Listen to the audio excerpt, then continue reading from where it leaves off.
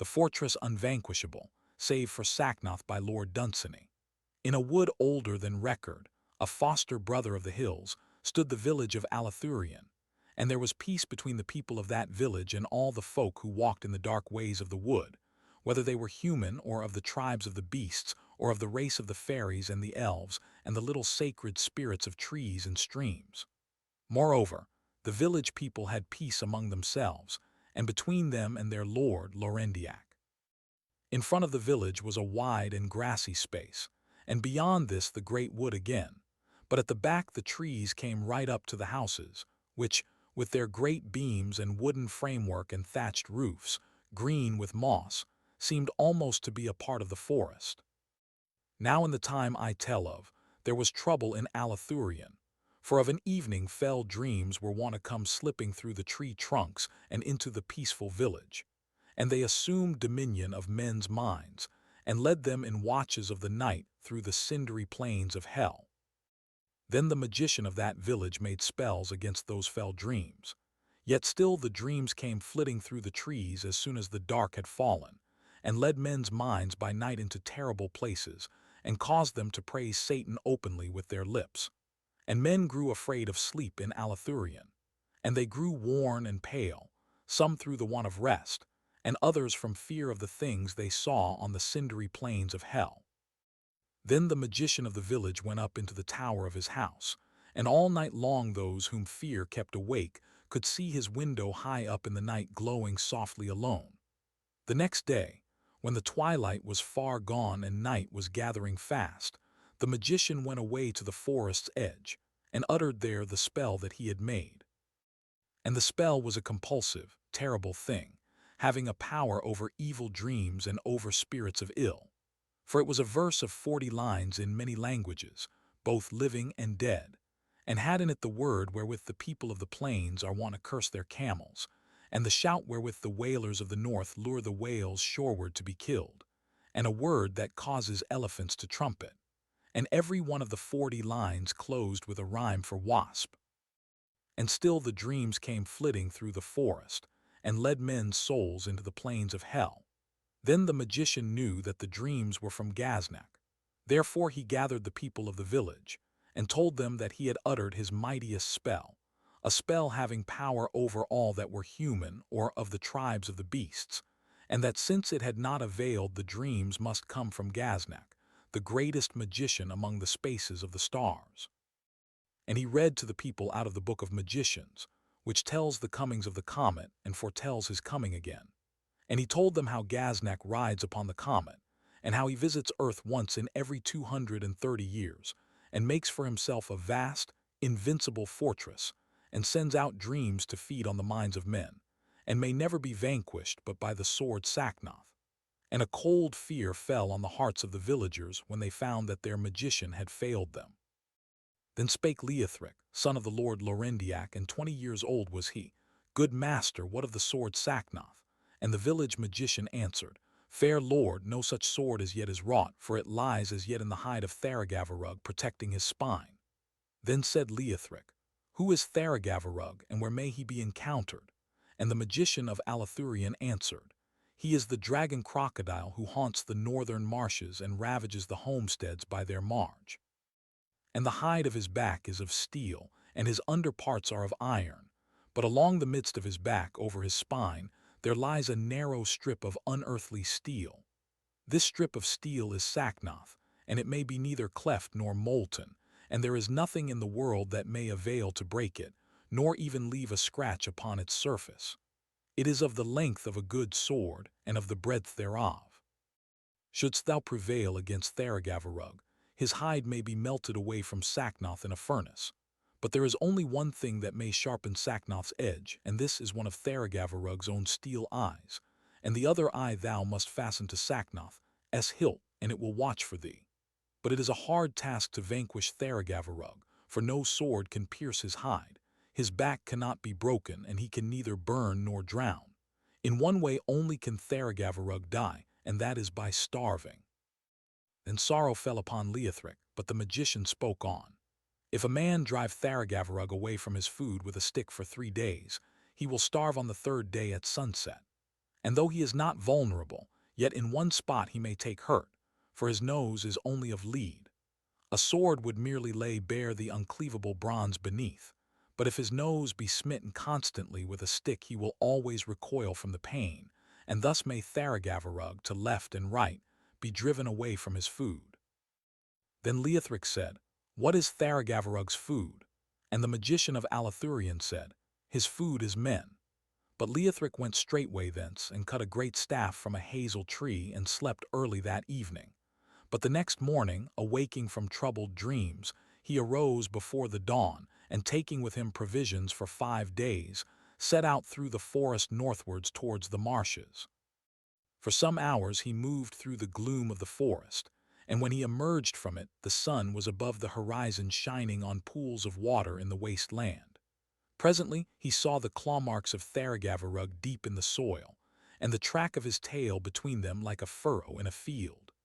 Then Leothric followed the tracks till he heard the bronze heart of Tharagavverug before him, booming like a bell. And Tharagavverug, it being the hour when he took the first meal of the day, was moving towards a village with his heart tolling. And all the people of the village were come out to meet him, as it was their wont to do, for they abode not the suspense of awaiting Tharagavverug, and of hearing him sniffing brazenly as he went from door to door, pondering slowly in his metal mind what habitant he should choose. And none dared to flee, for in the days when the villagers fled from Tharagavverug, he, having chosen his victim, would track him tirelessly, like a doom. Nothing availed them against Tharagavverug. Once they climbed the trees when he came, but Tharagavverug went up to one, arching his back and leaning over slightly, and rasped against the trunk until it fell. And when Leothric came near, Tharagavverug saw him out of one of his small steel eyes and came towards him leisurely, and the echoes of his heart swirled up through his open mouth. And Leothric stepped sideways from his onset, and came between him and the village and smote him on the nose, and the blow of the stick made a dint in the soft lead. And Tharagavverug swung clumsily away, uttering one fearful cry like the sound of a great church bell that had become possessed of a soul that fluttered upward from the tombs at night, an evil soul, giving the bell a voice. Then he attacked Leothric, snarling, and again Leothric leapt aside, and smote him on the nose with his stick. Tharagavverug uttered like a bell howling, and whenever the dragon crocodile attacked him, or turned towards the village, Leothric smote him again. So all day long Leothric drove the monster with a stick, and he drove him farther and farther from his prey, with his heart tolling angrily, and his voice crying out for pain. Towards evening Tharagavverug ceased to snap at Leothric, but ran before him to avoid the stick, for his nose was sore and shining, and in the gloaming the villagers came out and danced to cymbal and psaltery. When Tharagavverug heard the cymbal and psaltery, hunger and anger came upon him, and he felt as some lord might feel who was held by force from the banquet in his own castle, and heard the creaking spit go round and round, and the good meat crackling on it. And all that night he attacked Leothric fiercely, and oft-times nearly caught him in the darkness, for his gleaming eyes of steel could see as well by night as by day. And Leothric gave ground slowly till the dawn, and when the light came, they were near the village again, yet not so near to it as they had been when they encountered, for Leothric drove Tharagavverug farther in the day than Tharagavverug had forced him back in the night. Then Leothric drove him again with his stick, till the hour came when it was the custom of the dragon crocodile to find his man. 1/3 of his man he would eat at the time he found him, and the rest at noon and evening. But when the hour came for finding his man, a great fierceness came on Tharagavverug, and he grabbed rapidly at Leothric, but could not seize him, and for a long while neither of them would retire. But at last the pain of the stick on his leaden nose overcame the hunger of the dragon crocodile, and he turned from it howling. From that moment Tharagavverug weakened. All that day Leothric drove him with his stick, and at night both held their ground. And when the dawn of the third day was come, the heart of Tharagavverug beat slower and fainter. It was as though a tired man was ringing a bell. Once Tharagavverug nearly seized a frog, but Leothric snatched it away just in time. Towards noon the dragon crocodile lay still for a long while, and Leothric stood near him and leaned on his trusty stick. He was very tired and sleepless, but had more leisure now for eating his provisions. With Tharagavarug the end was coming fast, and in the afternoon his breath came hoarsely, rasping in his throat. It was as the sound of many huntsmen blowing blasts on horns, and towards evening his breath came faster but fainter, like the sound of a hunt going furious to the distance and dying away, and he made desperate rushes towards the village. But Leothric still leapt about him, battering his leaden nose. Scarce audible now at all was the sound of his heart. It was like a church bell tolling beyond hills for the death of someone unknown and far away. Then the sun set and flamed in the village windows, and a chill went over the world, and in some small garden a woman sang, and Tharagavarug lifted up his head and starved, and his life went from his invulnerable body, and Leothric lay down beside him and slept. And later in the starlight the villagers came out and carried Leothric, sleeping, to the village, all praising him in whispers as they went. They laid him down upon a couch in a house and danced outside in silence, without psaltery or cymbal. And the next day, rejoicing, to Alathurion they hauled the dragon crocodile. And Leothric went with them, holding his battered staff. And a tall, broad man, who was smith of Alathurion, made a great furnace, and melted Tharagavarug away till only Saknoth was left, gleaming among the ashes. Then he took one of the small eyes that had been chiseled out, and filed an edge on Saknoth, and gradually the steel eye wore away facet by facet, but ere it was quite gone it had sharpened redoubtably Saknoth. But the other eye they set in the butt of the hilt, and it gleamed there bluely. And that night Leothric arose in the dark and took the sword, and went westwards to find Gaznak. And he went through the dark forest till the dawn, and all the morning until the afternoon. But in the afternoon he came into the open and saw in the midst of the land where no man goeth the fortress of Gaznak, mountainous before him, little more than a mile away. And Leothric saw that the land was marsh and desolate. And the fortress went up all white out of it, with many buttresses, and was broad below but narrowed higher up, and was full of gleaming windows with the light upon them. And near the top of it a few white clouds were floating, but above them some of its pinnacles reappeared. Then Leothric advanced into the marshes, and the eye of Tharagavarug looked out warily from the hilt of Saknoth. For Tharagavarug had known the marshes well, and the sword nudged Leothric to the right or pulled him to the left away from the dangerous places, and so brought him safely to the fortress walls. And in the wall stood doors like precipices of steel, all studded with boulders of iron, and above every window were terrible gargoyles of stone, and the name of the fortress shone on the wall, writ large in letters of brass. The fortress Unvanquishable, save for Saknoth. Then Leothric drew and revealed Saknoth, and all the gargoyles grinned, and the grin went flickering from face to face right up into the cloud-abiding gables. And when Saknoth was revealed and all the gargoyles grinned, it was like the moonlight emerging from a cloud to look for the first time upon a field of blood, and passing swiftly over the wet faces of the slain that lie together in the horrible night. Then Leothric advanced towards a door, and it was mightier than the marble quarry, Sacramona, from which of old men cut enormous slabs to build the abbey of the Holy Tears. Day after day they wrenched out the very ribs of the hill until the abbey was builded, and it was more beautiful than anything in stone.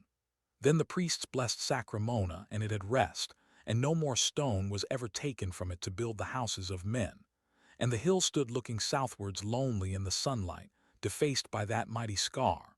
So vast was the door of steel, and the name of the door was the Port Resonant, the way of egress for war. Then Leothric smote upon the Port Resonant with Saknoth, and the echo of Saknoth went ringing through the halls, and all the dragons in the fortress barked. And when the baying of the remotest dragon had faintly joined in the tumult, a window opened far up among the clouds below the twilit gables, and a woman screamed, and far away in hell her father heard her and knew that her doom was come. And Leothric went on smiting terribly with Saknoth, and the grey steel of the Port Resonant, the way of egress for war that was tempered to resist the swords of the world, came away in ringing slices. Then Leothric, holding Saknoth in his hand, went in through the hole that he had hewn in the door and came into the unlit, cavernous hall.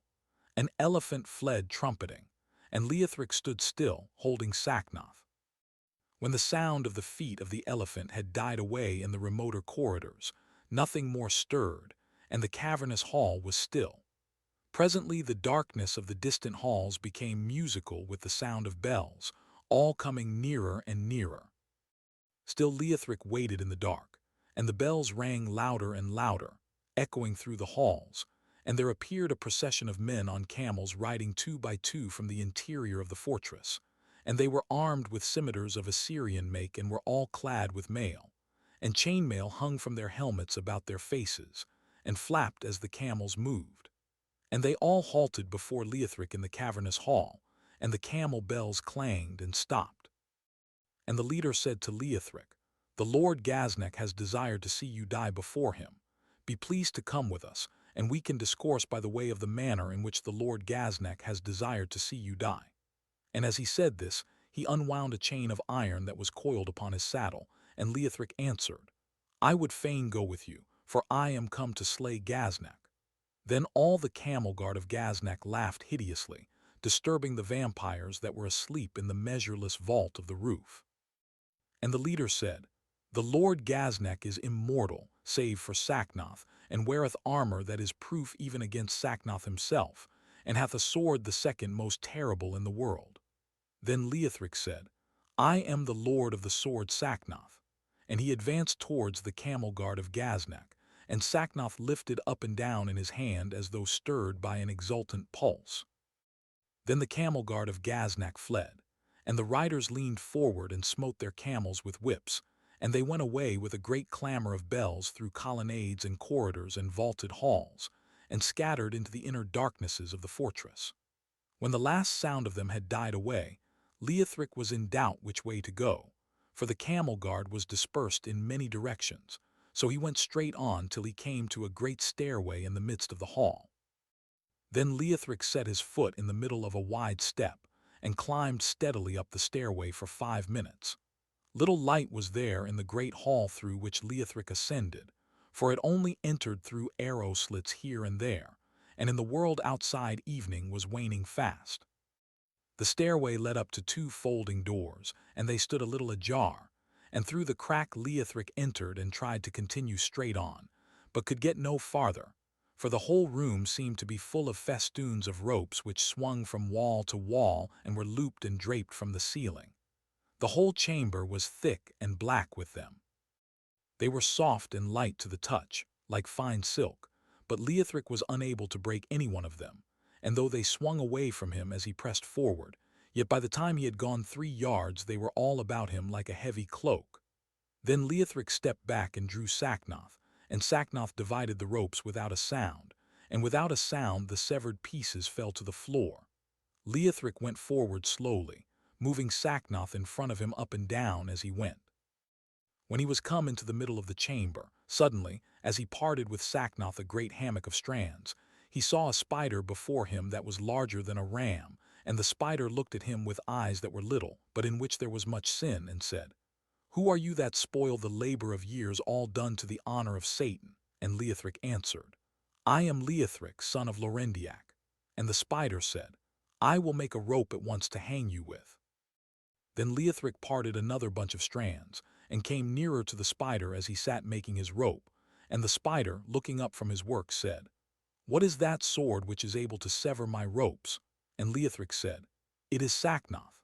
Thereat the black hair that hung over the face of the spider parted to left and right, and the spider frowned. Then the hair fell back into its place, and hid everything except the sin of the little eyes which went on gleaming lustfully in the dark. But before Leothric could reach him, he climbed away with his hands, going up by one of his ropes to a lofty rafter, and there sat, growling. But clearing his way with Sacknoth, Leothric passed through the chamber and came to the farther door, and the door being shut and the handle far up out of his reach, he hewed his way through it with Sacknoth in the same way as he had through the port resonant, the way of egress for war.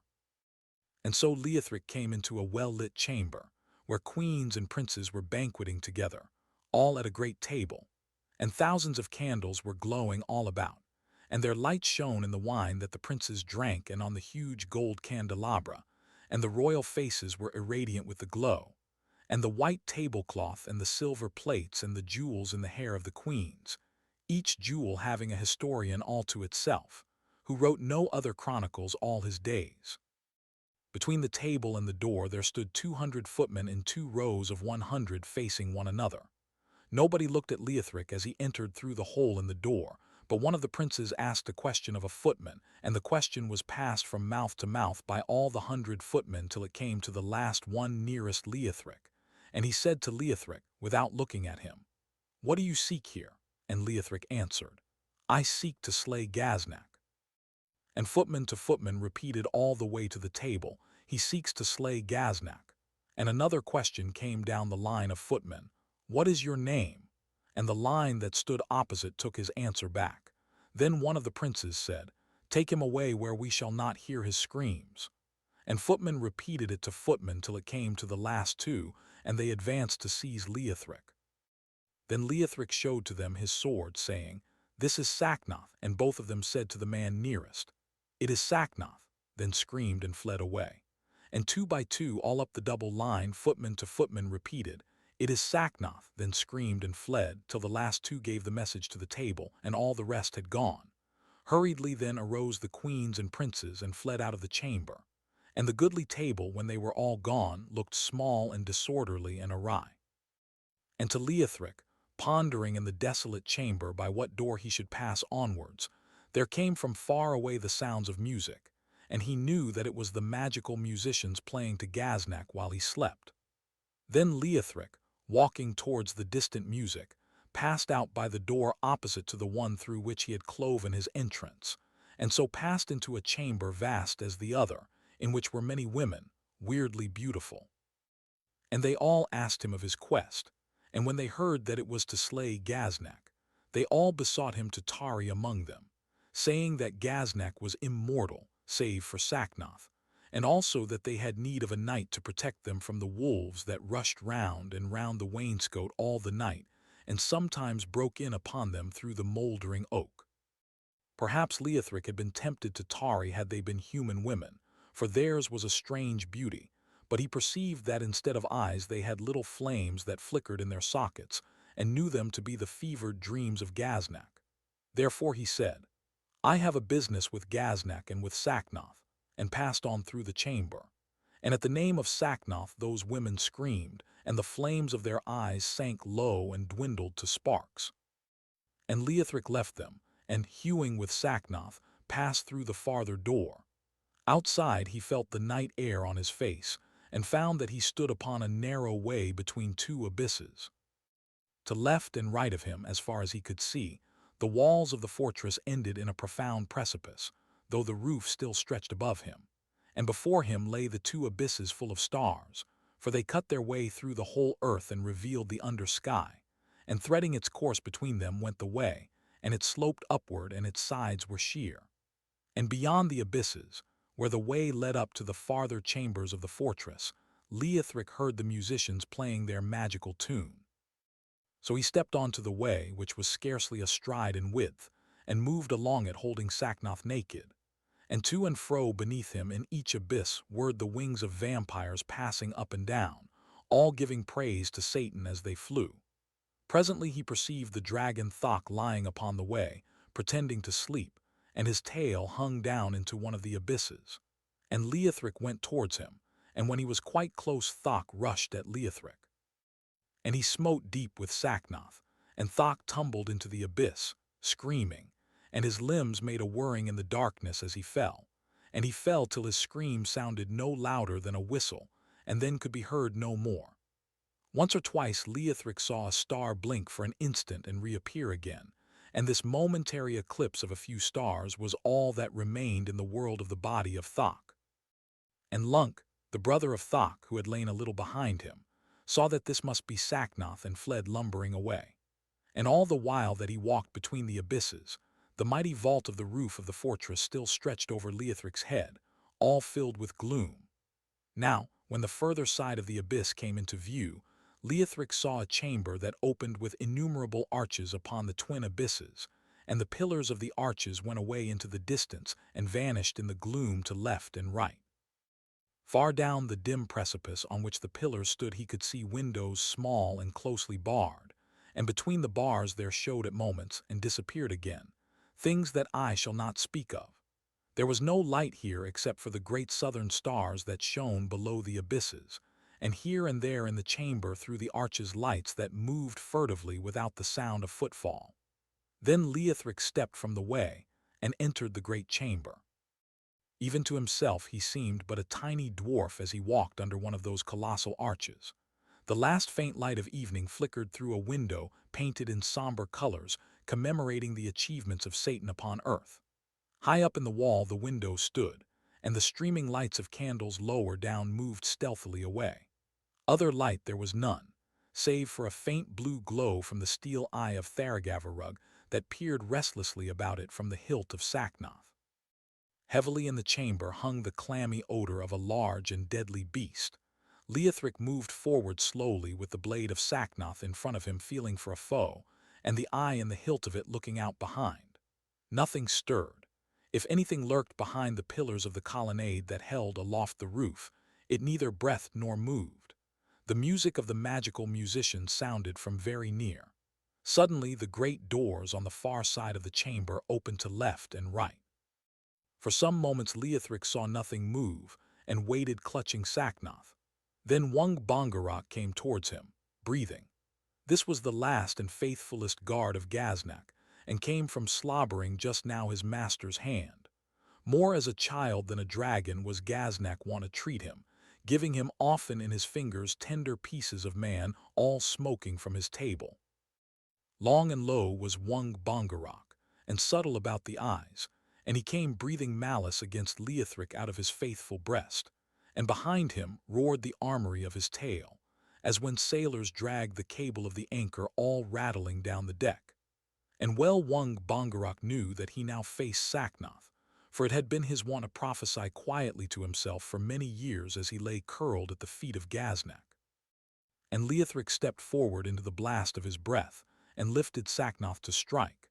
But when Saknoth was lifted up, the eye of Tharagavarug in the butt of the hilt beheld the dragon and perceived his subtlety. For he opened his mouth wide, and revealed to Leothric the ranks of his saber teeth, and his leather gums flapped upwards. But while Leothric made to smite at his head, he shot forward scorpion-wise over his head the length of his armored tail. All this the eye perceived in the hilt of Saknoth, who smote suddenly sideways.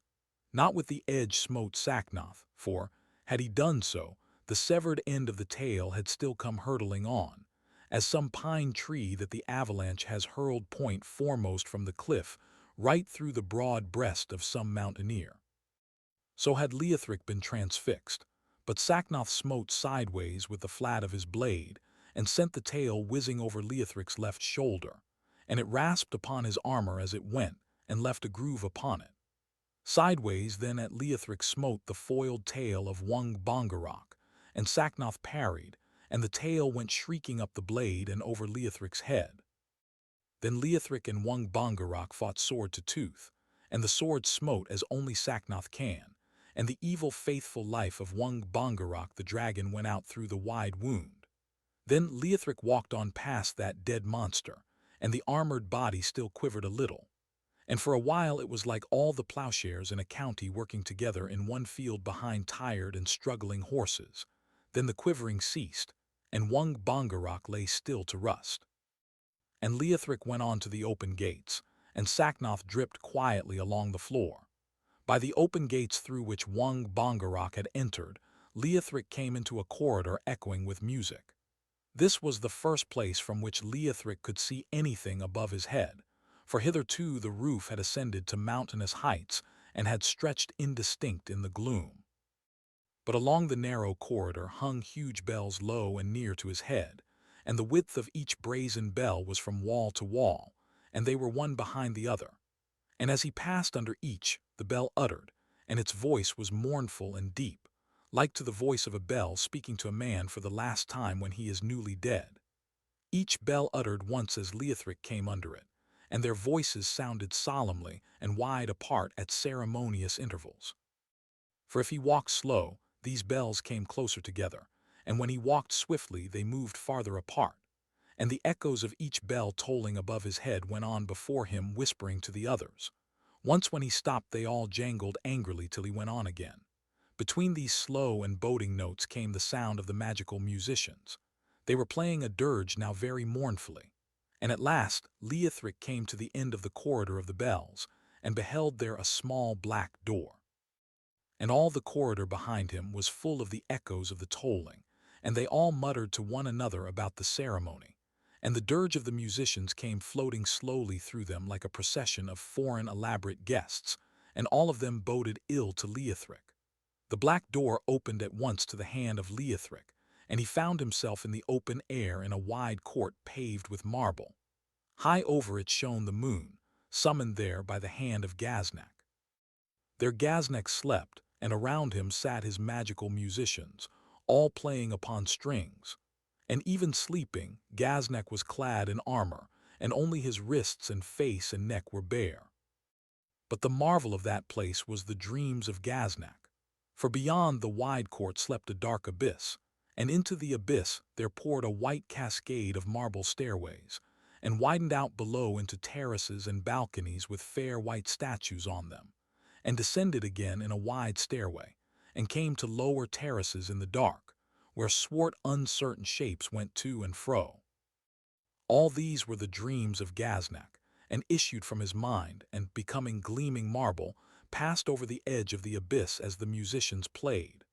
And all the while out of the mind of Gaznak, lulled by that strange music, went spires and pinnacles beautiful and slender, ever ascending skywards, and the marble dreams moved slow in time to the music. When the bells tolled and the musicians played their dirge, ugly gargoyles came out suddenly all over the spires and pinnacles, and great shadows passed swiftly down the steps and terraces, and there was hurried whispering in the abyss. When Leothric stepped from the black door, Gaznak opened his eyes. He looked neither to left nor right, but stood up at once facing Leothric. Then the magicians played a death spell on their strings, and there arose a humming along the blade of Sacknoth as he turned the spell aside. When Leothric dropped not down, and they heard the humming of Sacknoth, the magicians arose and fled, all wailing as they went upon their strings. Then Gaznak drew out screaming from its sheath the sword that was the mightiest in the world except for Sacknoth, and slowly walked towards Leothric, and he smiled as he walked, although his own dreams had foretold his doom. And when Leothric and Gaznak came together, each looked at each and neither spoke a word. But they smote both at once, and their swords met, and each sword knew the other and from whence he came. And whenever the sword of Gaznak smote on the blade of Sacknoth, it rebounded gleaming, as hail from off slated roofs. But whenever it fell upon the armor of Leothric, it stripped it off in sheets. And upon Gaznak's armor Sacknoth fell oft and furiously, but ever he came back snarling, leaving no mark behind. And as Gaznak fought, he held his left hand hovering close over his head.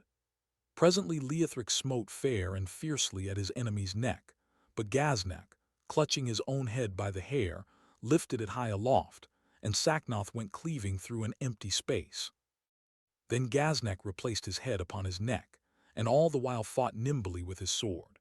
And again Leothric swept with Sacknoth at Gaznak's bearded neck, and ever the left hand of Gaznak was quicker than the stroke, and the head went up and the sword rushed vainly under it. And the ringing fight went on till Leothric's armor lay all round him on the floor, and the marble was splashed with his blood, and the sword of Gaznak was notched like a saw from meeting the blade of Sacknoth. Still Gaznak stood unwounded and smiling still. At last Leothric looked at the throat of Gaznak and aimed with Sacknoth, and again Gaznak lifted his head by the hair, but not at his throat flew Sacknoth, for Leothric struck instead at the lifted hand, and through the wrist of it went Sacknoth whirring, as a scythe goes through the stem of a single flower. And bleeding, the severed hand fell to the floor, and at once blood spurted from the shoulders of Gaznak and dripped from the fallen head, and the tall pinnacles went down into the earth, and the wide fair terraces all rolled away, and the court was gone like the dew, and a wind came and the colonnades drifted thence, and all the colossal halls of Gaznak fell. and the abysses closed up suddenly as the mouth of a man who, having told a tale, will forever speak no more.